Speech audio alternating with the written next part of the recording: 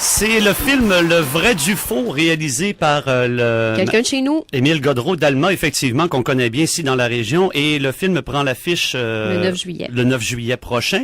Et on a en tournée de promo ce matin deux des comédiens du film. Le film met en vedette, entre autres, Stéphane Rousseau, mais aussi nos invités de ce matin, Julie Le Breton. Et Mathieu Kennel. Qui sont en studio. Bienvenue! Merci. C'est le fun de vous avoir. De nous accueillir ce matin. D'autant plus que ce film-là était au départ un texte qui a été joué au théâtre. Et puis, Mathieu, toi, tu as eu le privilège de jouer et d'être choisi pour faire le film, ce que tu as douté fortement au départ. Oui. Ben c'est ça, je pensais qu'on m'invitait un peu par politesse, parce que j'ai joué la pièce 65 fois, dont ici à Jonquière une fois aussi. OK. Ah oui, t'étais venu à Saint-Pierre-et-Gaudreau, là, OK. Oui, mon Jacob. Puis ben c'est ça, parce que je savais que c'était quand même des vedettes là dans le film. Fait que moi je me disais bon ben toi tu te considères pas comme une vedette? Ben non, mais j'avais pas fait de rôle au cinéma ou à la télé. Julie, est-ce que tu la considères comme une vedette? Je savais pas qu'elle était aussi vedette en fait, Julie. Et autant le fantasme des hommes de 50 ans et plus. 50 ans et plus. Ah oui! C'est fatal. Non, mais Julie est très connue dans la région parce que Julie, elle a été dans le festival Regard. Ouais. Elle était porte-parole. J'ai été porte-parole, puis je suis venue à 3 reprises au festival. T'es une habituée du mois de mars, toi. Quand même, mais c'est un incontournable, là, vraiment. Il faut venir à ce festival-là, c'est tellement extraordinaire. Vous êtes vraiment chanceux d'avoir ça ici. Oui. Quelle belle complicité vous avez aussi dans le film qui était donc une pièce. Ouais. Dis-nous l'auteur, c'est Pierre-Michel Tremblay. Du Lac-Saint-Jean aussi. Qui a co-scénarisé le scénario avec Émile Godreau, d'ailleurs. Ils en ont écrit beaucoup de versions. Ils ont travaillé vraiment fort. Ces deux perfectionnistes, ces deux...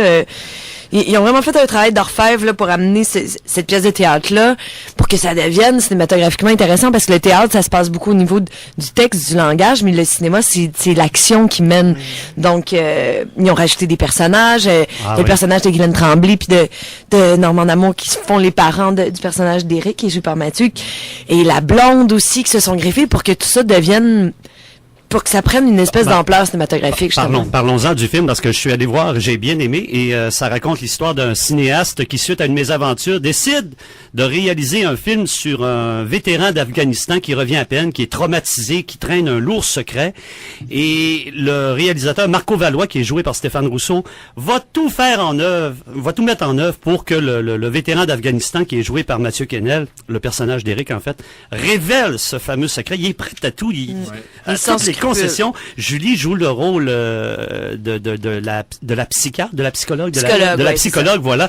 Écoutez, c'est particulier de voir les rebonds. Il y a tout dans ce film-là. Il y a de l'humour, il y a du suspense un petit peu, il y a de l'action. Puis on se demande toujours, est-ce qu'il va craquer, est-ce qu'il va aller du mauvais... Ouais, on sait pas toujours sur quel pied danser. C'est ça, exactement. Mais on danse. On est sur un qui vive. On est sur un qui vive constamment. Oui, pourtant, c'est un sujet sérieux qui est amené quand même avec un peu d'humour. Ouais. Ben oui, le but, en fait, en tout cas, moi, en tant qu'acteur, puis Émile Godreau comme réalisateur, on voulait jamais rire du drame du personnage du soldat. Non. Ça, on voulait que ça soit là, puis du drame que mes parents vivent aussi avec moi, puis on voulait jamais rire de ça. Mais en fait, l'humour vient des frictions entre les différents personnages, puis leur background, puis leur classe sociale, tu sais. Comme par exemple, il y a le personnage de l'espèce d'écolo du Myland, un quartier à Montréal, très végétalien. Très déconnecté de la réalité. C'est comme c'est mon opposé à moi, là, au personnage du soldat qui est plus régional, un peu plus terre à terre, presque burlesque parfois, mais que le soldat finalement c'est lui qui porte le plus gros drame aussi. Mathieu, est-ce que c'est ton premier film? Parce que moi je sais que Julie, là, quand même, là, c'est une vedette. Elle joue dans toutes les films. Julie joue dans tous les films. Mon statut de vedette est en train d'augmenter de minute en minute. Là. Mais toi, est-ce que c'est ton premier film, Mathieu? Ben, c'est mon premier long métrage. Ben, j'ai joué dans le film de Denis Arcand, Le règne de la beauté, qui est sorti dernièrement. Okay. J'avais un plus petit rôle, mais j'avais quand même un premier rôle. C'est pas rien, jouer dans un film de Denis Arcand. Non, c'est ça. Mais les deux se sont tournés simultanément, fait que celui de Denis est sorti un petit peu avant. Donc futur vedette. Ben, non, mais c'est ça, il est tellement bon dans le film là. Il est vraiment. Je pense que ça fait du bien de découvrir une nouvelle face. Je dis ça, puis c'est niaiseux parce que je me tire dans le pied en disant ça, mais ça fait du bien de découvrir. Une nouvelle énergie, une nouvelle force, un nouveau talent au cinéma, puis ça nous aide à croire en son personnage, parce qu'on se dit pas, à ce moment-là, il était ça avec sa on connaît rien de la vie de Mathieu, donc on embarque vraiment dans sa proposition, puis il le fait avec tellement de générosité et d'ouverture et toi, Julie, quel genre de psychologue es-tu dans le film? Mais mon personnage, en fait, on la trouve à un moment où sa vie est un peu en déroute. Elle vient de perdre un patient. Elle se spécialise dans le traitement des gens qui souffrent du syndrome de stress post-traumatique. Et donc, elle sait que le personnage d'Éric va vraiment, vraiment pas très bien et elle ne peut pas se permettre de perdre un autre patient. Okay. Donc, elle-même est un petit peu sur le qui-vive. Tous les personnages, en fait, on les retrouve à un moment où ils sont assez déstabilisés. Donc, à part après Mathieu, pas après Mathieu, mais après le personnage d'Éric, et elle avait absolument s'assurer qu'il va être correct. Elle veut prévenir l'espèce de drame. Premier rôle au cinéma également. J'ai une question là-dessus. Premier rôle et scène de nudité dans le film, sans dévoiler le punch. Comment vous avez eu à vivre ça, le court moment où on voit nu, mais quand même, vous avez à jouer cette scène-là nue à l'écran. Comment vous avez vécu ça? Quand j'ai lu le scénario, j'étais tellement crampé de rire à cette scène-là que je me suis jamais posé la question, je le fais-tu ou non. Ouais. Ça disait quoi dans le scénario pour être si drôle? Ben, c'était un peu ça, là, ce qui arrivait. Tu sais, je suis tout nu, mais il en a coupé quelque chose. Ouais, je pense que c'était encore plus... Wiggle. Ouais, je pense que c'était encore plus grossier, je pense. Mais je suis content. On ramenait ça un peu. Ah, c'est le temps drôle, un gagné au cinéma, Julie. Non, mais c'est pas une scène érotique. Non, c'est pas érotique, c'est vraiment... C'est une scène très loufoque où, en fait, le personnage de Mathieu se met nu. Il se met à nu psychologiquement. Puis il se met à nu physiquement aussi. C'est un moment d'ouverture avec il devient comme très proche. Il fait confiance au personnage de Stéphane Rousseau. Fait qu'il y a quelque chose de touchant là-dedans. Puis il se lève, il demande d'être son ami, puis en même temps, lui, il est à l'aise. Je veux dire, il a été dans des bases militaires toute sa vie, puis les gars prennent des douches, fait que pour lui, ça veut rien dire d'être nu. Mais c'est très drôle d'avoir le personnage. Mais pour moi, je t'avoue que le soir de t'étais pas mis nu 65 fois dans la pièce de théâtre, là. Non, dans la pièce de théâtre, je me mettais pas nu. Il y avait pas cette scène-là. Non, je me mettais en bedaine, mais pas nu. Puis j'avoue qu'à la première, j'étais un peu stressé de la réaction de ma mère. Puis là, hier soir, on l'a présenté à Chicoutimi. J'avais plein les tantes de ma blonde habitaient à Chicoutimi. Dans la région, OK. Ouais, c'est ça. Je passe mon temps des fêtes à Chicoutimi, moi. OK, fait que là, les matantes t'ont toutes vu. Ouais, c'est ça. Fait c'était extrêmement stressant parce que là, je fais, OK, mais c'est bien juste me parler de ça après. mais c'est bien amené. Je pense que c'est ça. En fait, c'est pour ça que je l'ai fait parce qu'il y a aucune, justement, il y a aucune connotation. On l'appuie pas. Mon personnage est tellement juste inconscient de tout ça. Il se met à nu devant son ami.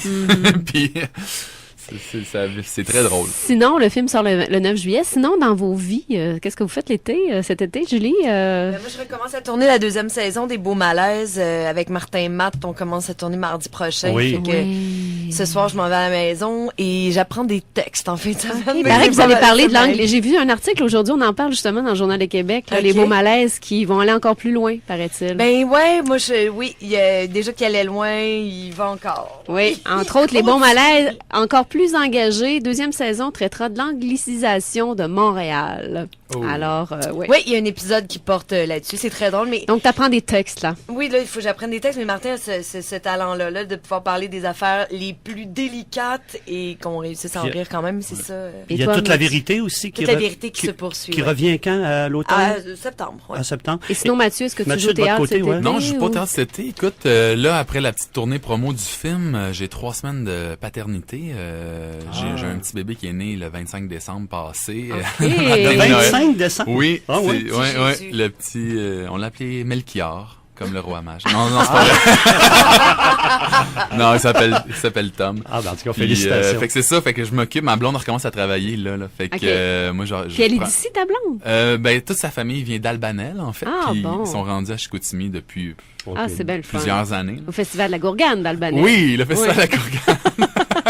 Mathieu, étant donné que c'était votre première présence au cinéma, on a le goût de recommencer après cette belle expérience-là parce que le film est bien. C'est un bon divertissement. C'est le fun. C'est un bon film. Oui, on a le goût de recommencer. Ah oui, clairement. Puis moi, je suis un acteur qui aime ça, changer de registre, tu sais. Fait que j'ai hâte d'avoir un autre projet qui me fait me transporter dans un personnage totalement différent pour surprendre les gens aussi. Puis j'aime beaucoup ça, changer de registre puis d'énergie. Écoutes-tu du heavy metal pour de vrai comme ton personnage? Pas du heavy metal, mais c'est sûr que Rage Against the Machine, c'est un CD qui est jamais loin dans mon char. OK. We Are Wolves aussi, un groupe québécois. J'écoute la musique hard, mais en même temps, j'écoute du reggae puis du classique qui fait très varié. Diversité musicale, c'est fun, ça. Ben, merci beaucoup, Julie Le Breton. Merci. Passe un bel été. Merci beaucoup, Mathieu Kennel. Merci. On va aller voir le Merci de film, Le vrai du faux. Et c'est d'un réalisateur d'Alma, Émile Gaudreau. À l'affiche le 9 juillet, je pense. Hein? Oui, le 9 mercredi juillet. prochain. Merci beaucoup à vous deux. Ça fut un plaisir. On va à la pause, mesdames, messieurs, et au retour, les détails météo s'en viennent et la conclusion de cette émission.